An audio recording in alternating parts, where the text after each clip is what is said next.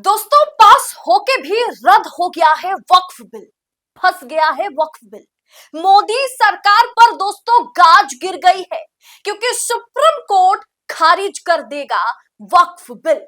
पूरी खबर आपको मैं बतलाऊंगी, तो आखिर तक वीडियो में बने रहिएगा। नमस्कार, मैं हूं आपके साथ अदिति और आप 4 PM न्यूज नेटवर्क देख रहे हैं।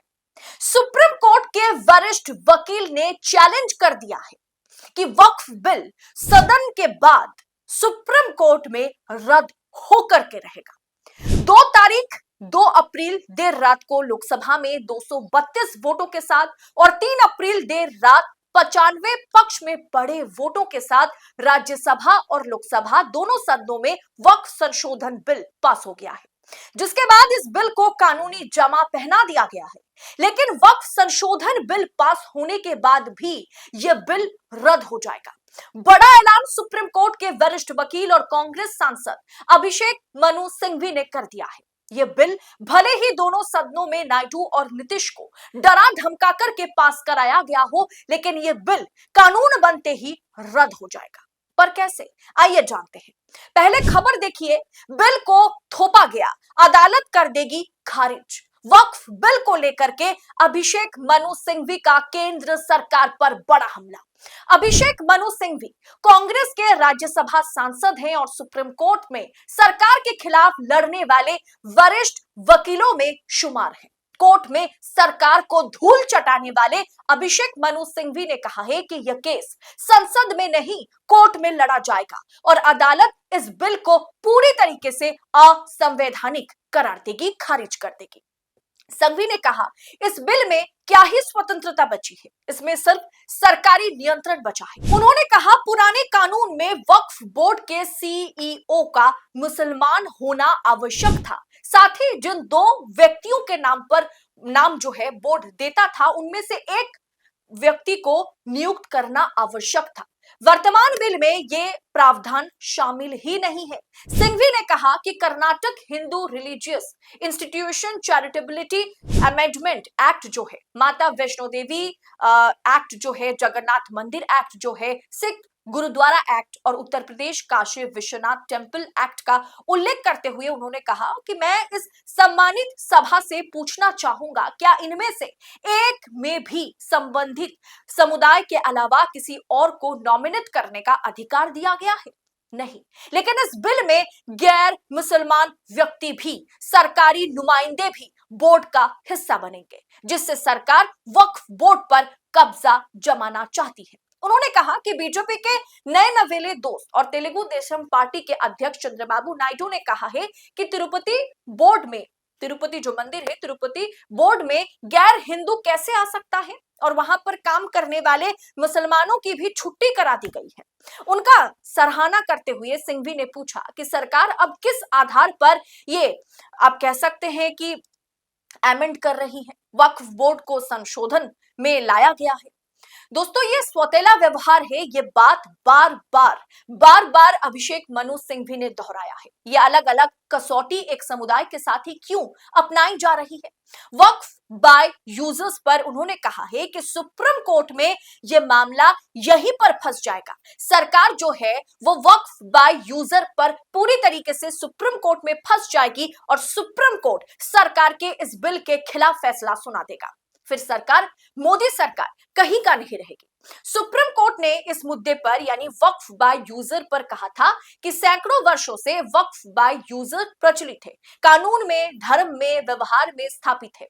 यदि सुप्रीम कोर्ट ने अपने निर्णय द्वारा यह तय कर दिया है कि वक्फ बाय यूजर सही है, कानूनी है, तो ऐसे में इसे हटाने का तरीका एक ही है। हम सब जानते हैं कि कानून द्वारा आप किसी निर्णय को निरस्त नहीं कर सकते। यानी ये जो वक्फ बाय यूजर है, इसे वक्फ बोर्ड जो बिल संशोधन है उसमें से हटा दिया गया, जबकि सुप्रीम कोर्ट ने इसके पक्ष में फैसला सुनाया था, यानी वक्फ बाय यूजर के पक्ष में फैसला सुनाया था। अब ऐसे में सुप्रीम कोर्ट के दिए गए फैसले को कैसे सरकार निरस्त कर सकती है एक कानून ला करके?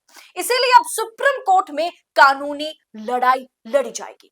दोस्तों, मैं आपको बता देती हूं कि जो पुरानी कानून है और जो नए बिल लाए गए हैं, दोनों में अंतर क्या है और कहां बहस छिड़ रही है। आपके स्क्रीन पर डिफरेंस देख लीजिए। नए कानून और पुराने कानून में 4 बड़े अंतर।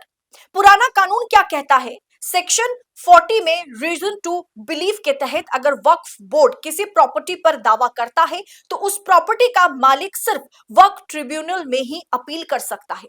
नया बिल क्या कहता है? नए बिल के अनुसार प्रॉपर्टी का मालिक ट्रिब्यूनल के अलावा रेवेन्यू कोर्ट, सिविल कोर्ट या अन्य ऊपरी कोर्ट में अपील कर सकेगा।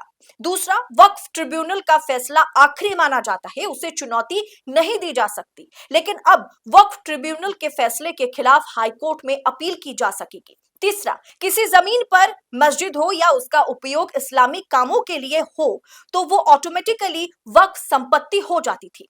लेकिन जो नया बिल है उसमें क्या बदलाव किया गया? जब तक किसी ने प्रॉपर्टी वक्फ को दान में ना दिया हो वो वक्फ संपत्ति नहीं होगी, भले ही उस प्रॉपर्टी पर मस्जिद ही क्यों ना बनी हो।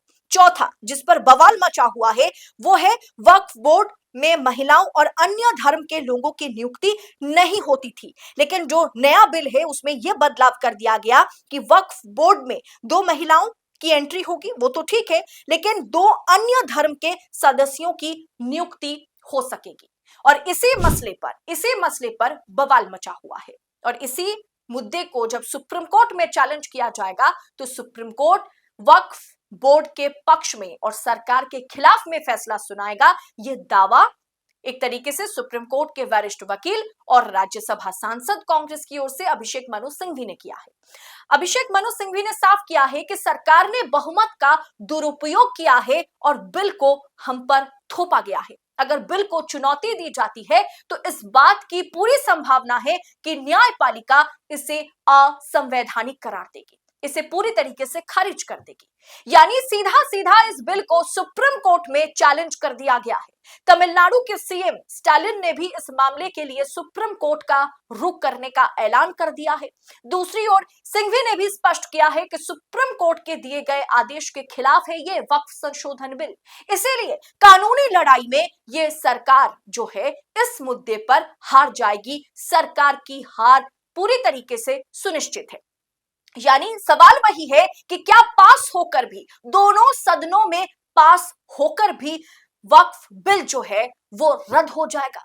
क्या यह बिल फंस जाएगा पास होने के बाद भी? आपको क्या लगता है सुप्रीम कोर्ट में वाकई इस पर क्या फैसला सुनाया जाता है, लिया जाता है और यह मुद्दा कब तक पूरी तरीके से सुप्रीम कोर्ट में, मतलब आप कह सकते हैं याचिका के तौर पर दर्ज होता है, यह भी देखना दिलचस्प होगा। आपको इस मुद्दे पर राय आपकी क्या है? कमेंट बॉक्स में हमारे साथ साझा जरूर कीजिएगा और ऐसी तमाम खबरों को लगातार पाने के लिए 4 PM न्यूज नेटवर्क के साथ बने रहे। फिलहाल मुझे दीजिए इजाजत। बहुत बहुत शुक्रिया आपका। जय हिंद, जय भारत।